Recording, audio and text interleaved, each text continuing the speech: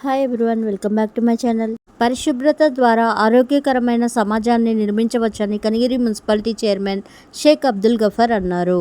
మంగళవారం కనిగిరి మున్సిపాలిటీ కార్యాలయంలో పరిసరాల పరిశుభ్రతపై ప్రజలకు అవగాహన కల్పించడానికి ప్రభుత్వ శాఖల సమన్వయంతో గుడ్ హెల్త్ ఫౌండేషన్ తయారు చేసిన పరిశుభ్రత మన ఆరోగ్యానికి భద్రత అనే కరపత్రాన్ని Kanigiri municipality chairman Sheikh Abdul Gafar, commissioner P Krishnamohan, good health foundation chairman doctor Praveen Kumar ఆవిష్కరించారు.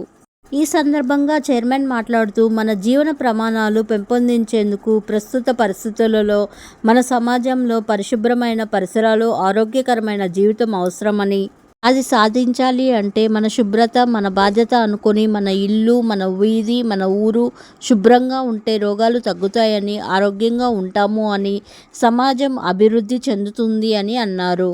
సమాజానికి ప్రభుత్వ శాఖల సమన్వయంతో గుడ్ హెల్త్ చేస్తున్న సేవలు మరువలేనివని వారి సేవలను కొనియాడారు.